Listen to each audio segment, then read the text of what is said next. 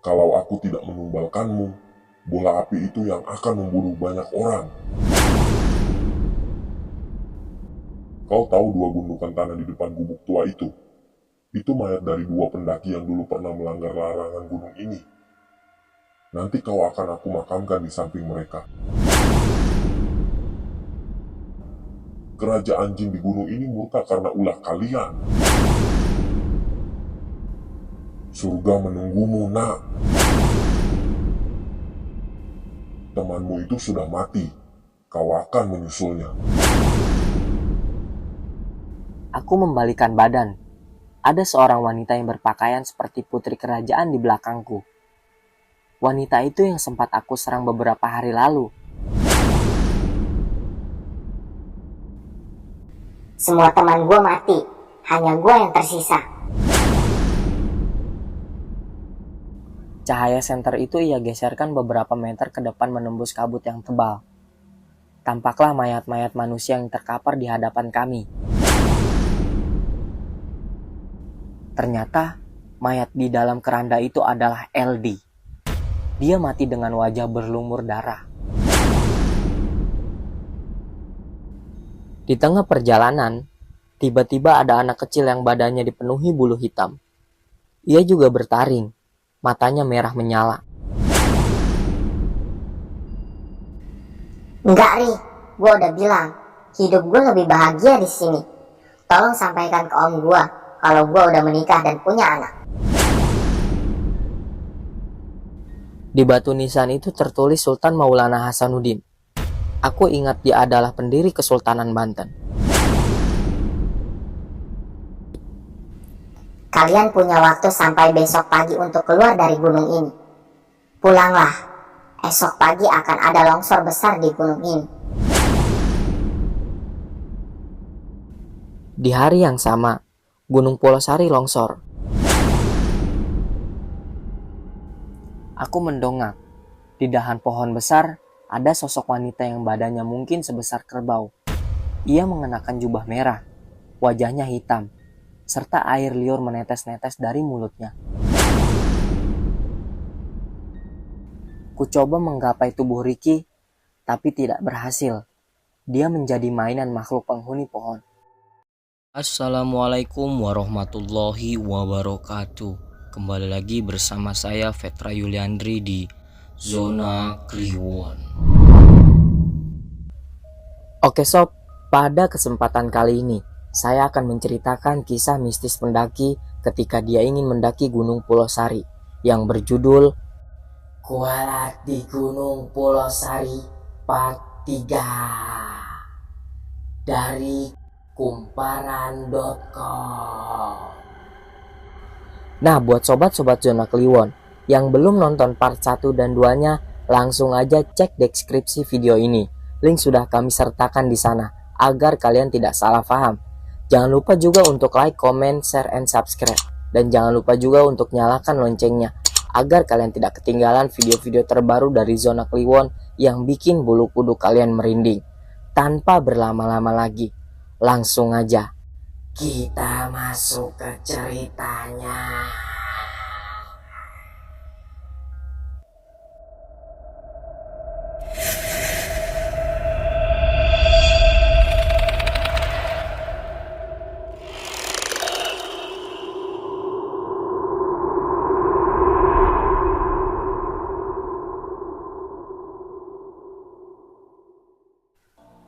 Aku bersembunyi di balik batu yang berlumut.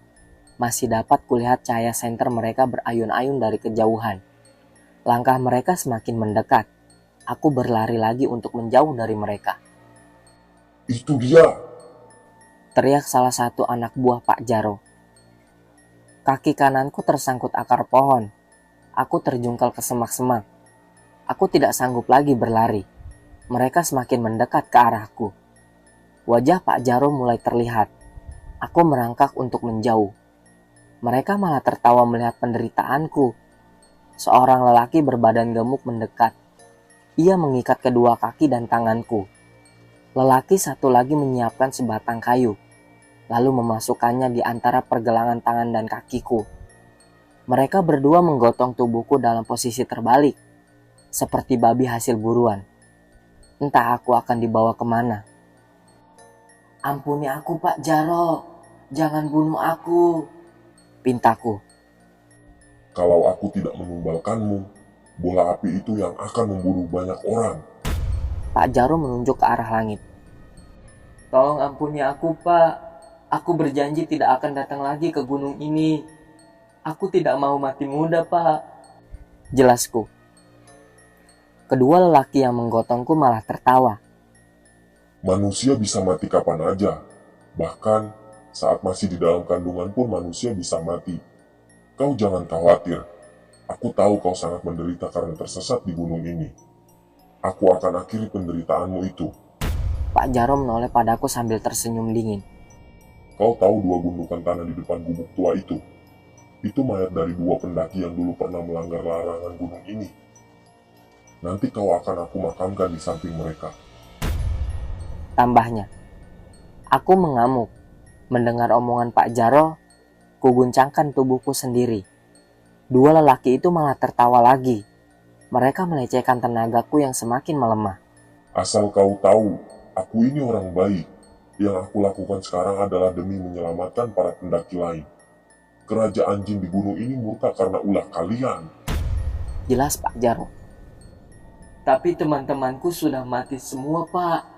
Apa itu tidak cukup untuk menebus kesalahan kami? Tanyaku. Belum, masih ada satu orang yang hidup. Jawab Pak Jaro. Siapa Pak? Tanyaku. Yang perempuan, tapi dia tidak akan bisa keluar dari alam jin. Jelas Pak Jaro. Mira, desisku. Kedua kaki dan tanganku terasa sangat pegal. Dalam posisi terbalik seperti ini, lama-lama aku kesulitan untuk bernapas. Pak, tolong lepaskan aku, pintaku. Jangan khawatir, sebentar lagi kita akan sampai kok. Timpal Pak Jaro. Aku tidak bisa bernapas, Pak, kataku.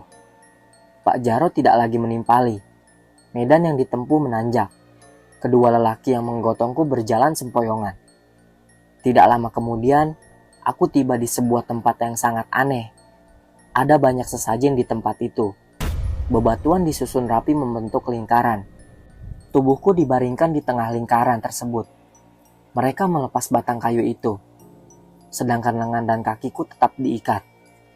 Tak jauh dari tempatku berbaring, ada dua tengkorak manusia tergeletak bersebelahan dengan sesajen. Apakah itu tengkorak dua pendaki yang melanggar larangan? Entahlah. Yang jelas pemandangan itu semakin membuatku takut. Tidak ada jalan lain lagi untuk bisa selamat. Mungkin sudah takdirnya aku mati seperti ini. Pak Jaro dan dua anak buahnya duduk sila di luar lingkaran. Mata mereka terpejam. Pak Jaro membacakan mantra dalam bahasa Sunda. Mantra itu terdengar sangat mengerikan, semacam persembahan tumbal untuk makhluk gaib. Setelah selesai, Pak Jaro mendekatiku. Ia membawa sebuah batang kayu. Ia lalu menancapkannya di dekat kepalaku. Jangan Pak, aku mohon ampuni aku. Air mataku keluar. Yang kuingat adalah kedua orang tuaku di rumah. Mereka sudah sangat tua dan pasti jatuh sakit kalau mendengar anaknya tewas tak wajar seperti ini. Pak Jaro menyuruh anak buahnya mengikat leherku dengan tali. Lalu, ujung tali itu diikatkan lagi pada kayu tadi. Tarik kakinya, Suruh Pak Jaro. Aku sekarang dalam posisi mengambang. Kedua kakiku ditarik. Leherku diikat. Mereka akan memenggal leherku. Pak Jaro keluar dari lingkaran. Ia mengambil arit lalu bersiap memenggal kepalaku. surga menunggumu nak. Kata Pak Jaro. Aku menangis. Dari arah kanan tiba-tiba kulihat roh Riki memandangiku dengan tatapan nelangsa. Riki, desisku. Temanmu itu sudah mati. Kau akan menyusulnya. Kata Pak Jaro. Ia mengacungkan arit lalu menebaskan ke leherku. Kupejamkan mata karena tidak sanggup melihat eksekusi terhadap diriku sendiri. Tapi, setelah beberapa saat aku tidak merasakan apapun pada leherku. Lalu tubuhku jatuh berdebam. Kulihat Pak Jaro dan dua anak buahnya berlutut di hadapanku. Ampun Nyai, Gumam Pak Jaro. Aku membalikan badan. Ada seorang wanita yang berpakaian seperti putri kerajaan di belakangku. Wanita itu yang sempat aku serang beberapa hari lalu. Dia tersenyum anggun ke arahku. Berbeda dengan Pak Jaro dan anak buahnya yang ketakutan. Aku sama sekali tidak takut pada wanita itu. Malah aku menyimpan dendam atas kematian teman-temanku, Ulah dipaehan.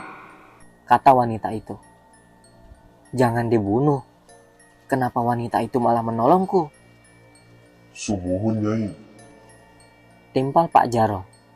Wanita itu lalu menghilang. Pak Jaro dan kedua anak buahnya lari terbirit-birit meninggalkanku yang masih dalam keadaan diikat. Aku berusaha melepas ikatan itu, tapi aku tidak bisa karena simpulnya terlalu kuat. Ku dengar suara dengkur babi dari balik semak-semak yang semakin membuatku takut. Ikatan tali ini mustahil bisa kulepas sendiri. Harus ada orang yang menolongku. 2 hari aku terkapar dengan keadaan kaki dan tangan diikat. Aku kelelahan. Tenggorokanku sudah tidak kuat lagi untuk berteriak meminta tolong. Tempat itu sepertinya jarang didatangi manusia. Hanya ada kawanan monyet yang memperhatikanku dari dahan pepohonan. Tiba-tiba, seekor monyet melemparku dengan pisang. Aku melihat ke arah monyet itu. Ia bersama koloninya sedang asyik makan di atas dahan pohon. Aku meringsut mendekati pisang yang dilemparkan monyet tadi. Setelah berhasil meraih pisang itu, ku makan dengan lahap beserta kulitnya. Koloni monyet itu sepertinya senang melihatku makan. Mereka melompat-lompat sambil berteriak ke arahku. Setelah itu, mereka kembali melempariku dengan pisang. Perutku sampai kenyang memakan pisang-pisang itu. Tak lama berselang, terdengar suara dari semak-semak. Aku waspada, takutnya itu binatang buas di sekitar sini. Aku tidak tahu, mungkin saja di gunung ini masih ada macan atau beruang. Aku meringsut menjauh dari semak itu. Hai, Seorang wanita menggendong tas ransel muncul dari balik semak-semak. akhirnya. Dia menghembuskan napas lega. Ia terlihat kelelahan. Wajahnya juga pucat. Lu siapa? Tanyaku. Uswah, nama gua Uswah. Udah 2 hari gue nyasar di gunung ini. Katanya. Dia mendekatiku, lalu melepas ikatan tali dengan pisau kecil. Lu kenapa bisa kayak gini? Tanyanya. Perempuan itu membantuku bangun. Kedua kakiku ringkih. Dia harus menopang tubuhku. Ceritanya panjang, kataku. Jujur saja, aku merasa lega bertemu dengan sesama pendaki di tempat seperti ini, Gunung ini udah gak aman. katanya. Semua teman gue mati. Hanya gue yang tersisa. Lanjutnya. Sama, jawabku singkat. Gila, teman-teman lu juga mati. Ia terkejut. Iya, ada satu yang katanya masih hidup, tapi ia terjebak di alam jin. Oh iya, nama gue Ori, jelasku. Terjebak. Tanyanya. Iya, dia dinikahi Gundurwo, jawabku. Uswa bergidik ngeri saat aku menceritakan yang dialami Mira. Aku mendongak ke langit. Ocos, si bola api sialan itu kini tidak lagi mengikutiku. Uswa mengeluarkan HP-nya dari dalam tas. Ia mengarahkan HP itu ke segala arah untuk mencari sinyal. Tetap gak ada sinyal. Lu bawa HP? Tanyanya. Hilang, lagi pula HP gue udah lobet dari pertama naik gunung, jawabku. Uswa berdecak. Kita harus segera turun dari gunung ini. Ia memampahku. Lu lihat itu. Uswa menunjuk rerumputan. Ada kembang berwarna putih yang bertaburan di sana.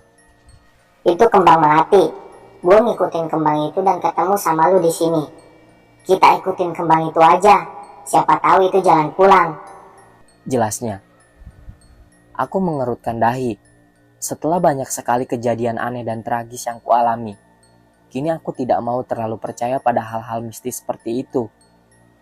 Tanpa perlu persetujuanku, Uswa malah memapahku mengikuti taburan kembang tersebut. Gua nggak yakin kalau kembang ini bisa membawa kita pulang, kataku. Apa salahnya mencoba? Timpal Uswa. Sampai sore, kami tidak kunjung menemukan jalan setapak. Taburan kembang itu malah membawaku ke tempat yang tidak pernah kudatangi sebelumnya. Hutan ini berkabut dan membuat jangkauan penglihatanku terbatas. Uswa menyalakan senter. Ia mengarahkan ke semak-semak untuk memastikan kalau kembang itu masih ada. Dia berhenti. Kulihat wajahnya terkejut. "Kenapa?" tanyaku sambil menoleh ke arahnya. Cahaya senter itu ia geserkan beberapa meter ke depan menembus kabut yang tebal. Tampaklah mayat-mayat manusia yang terkapar di hadapan kami. Itu mayat para pendaki. Mereka masih mengenakan jaket, tas, dan sepatu gunung. "Jangan disentuh," kataku saat Uswa mencoba memeriksa mayat itu.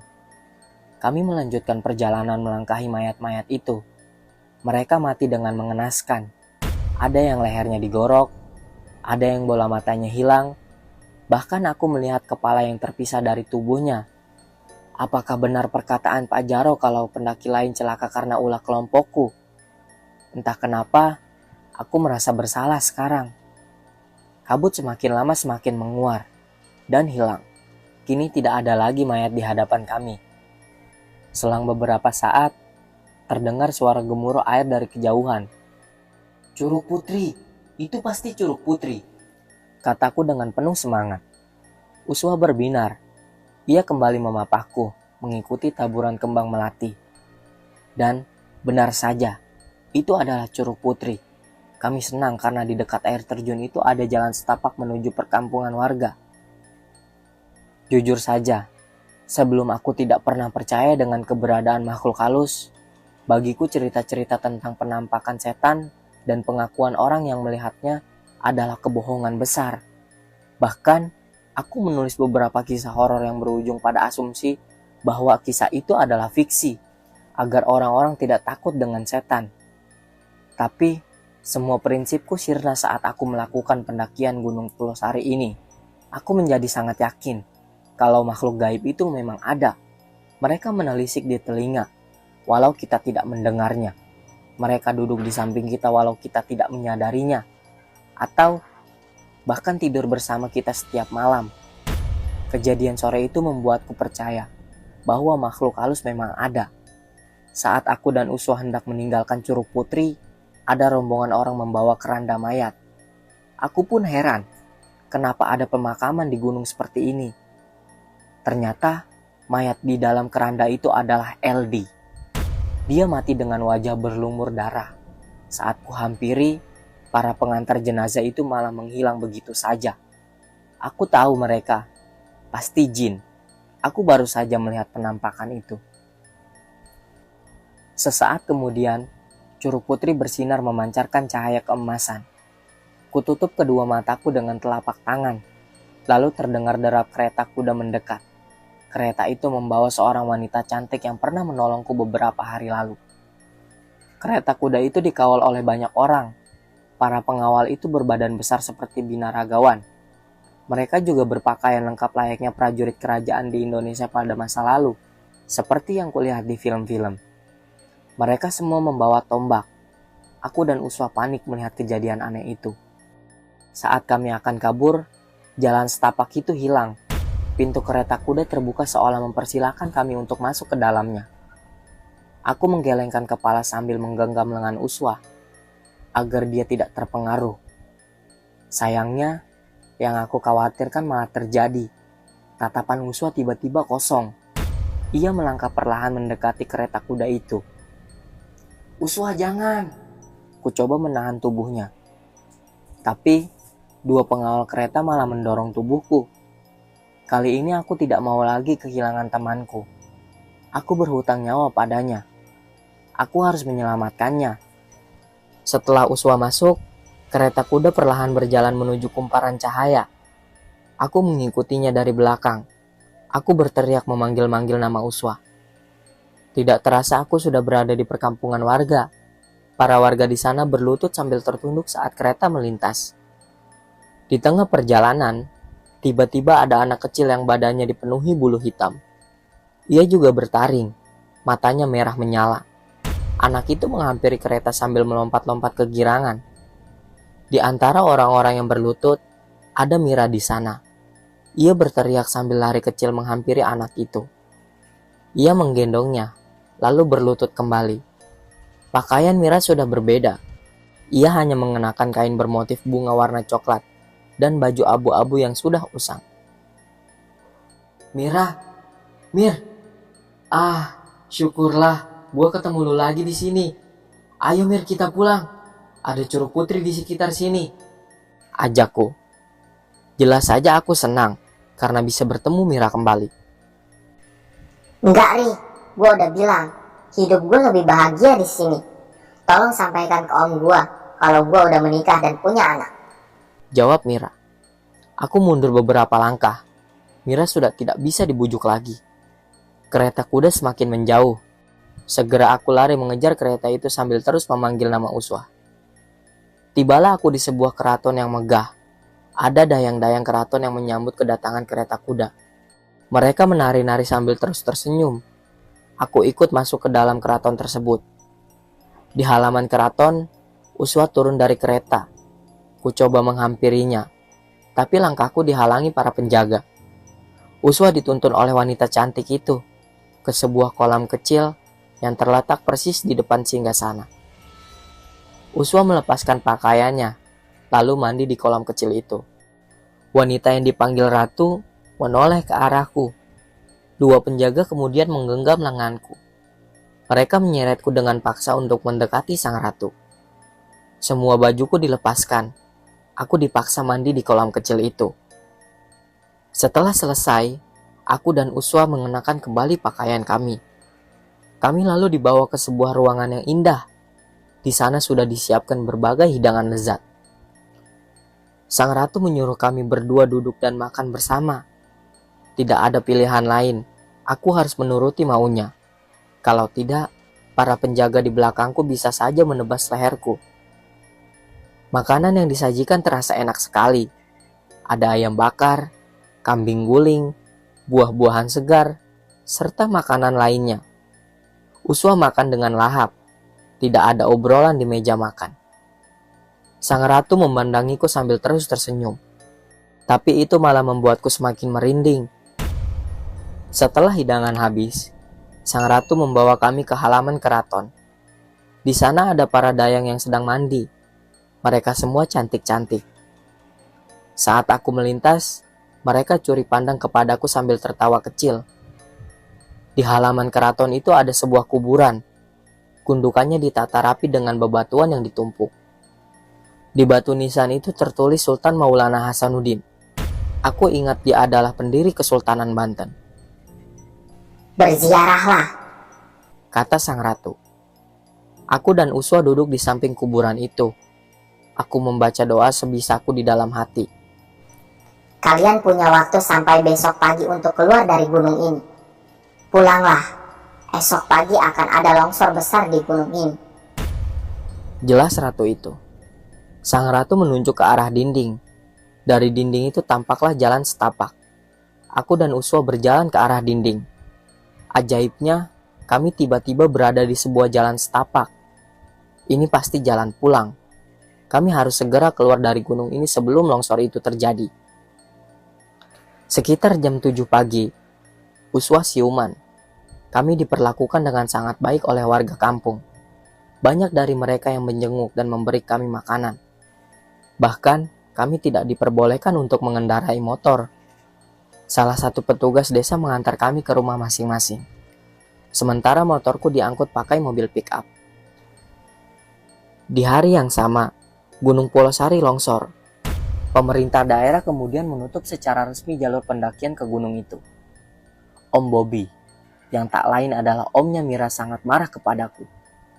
Bahkan, dia membawa perkara ini ke pengadilan. Ia menganggapku lalai menjaga Mira.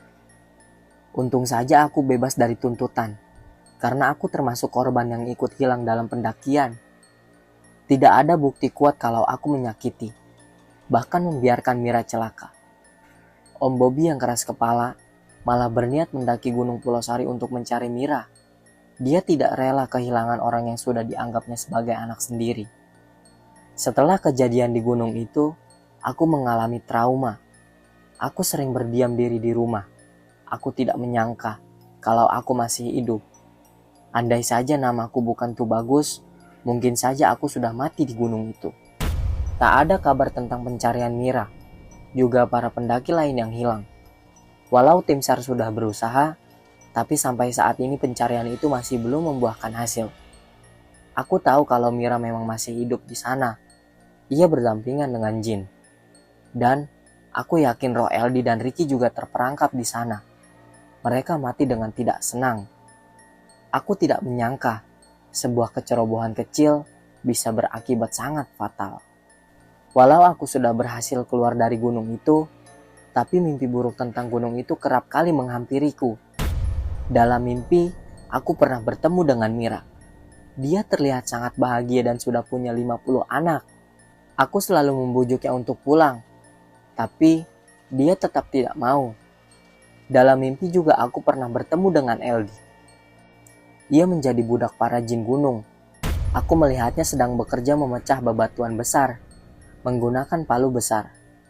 Kalau dia lelah dan berhenti, maka sosok makhluk dengan lidah yang menjulur ke tanah itu akan mencambuk punggung Eldi.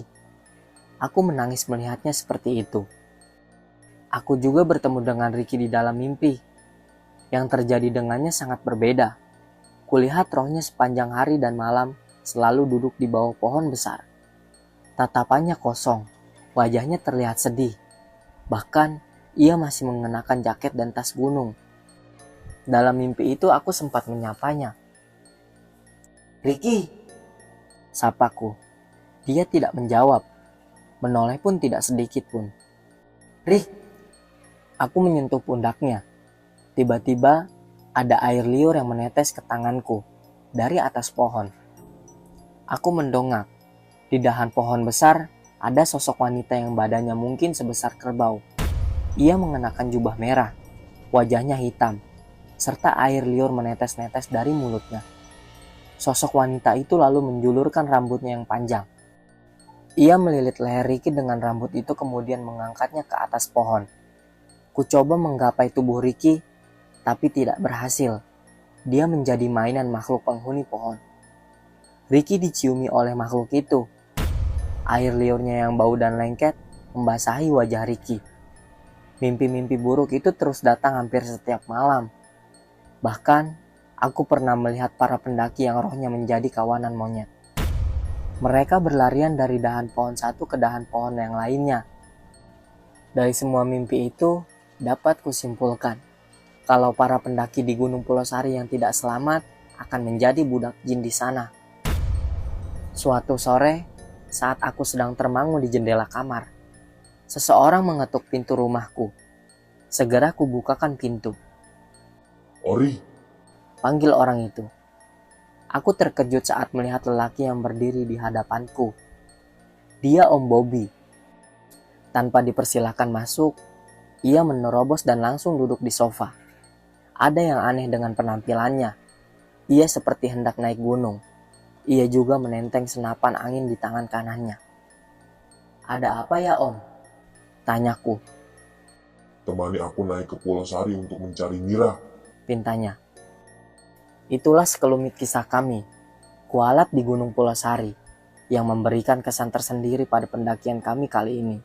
Semoga apa yang terjadi pada kami dapat dijadikan pembelajaran dan ada hikmah yang bisa diambil. Untuk sobat-sobat Zona Kliwon, mohon doanya untuk para teman-teman kita yang sudah menjadi korban kejadian ini. Semoga ditempatkan di tempat yang terbaik menurutnya. Amin ya robbal alamin. Cerita ini belum selesai. Nantikan episode kedua dari Kualat Gunung Pulau Sari. Wassalamualaikum warahmatullahi wabarakatuh.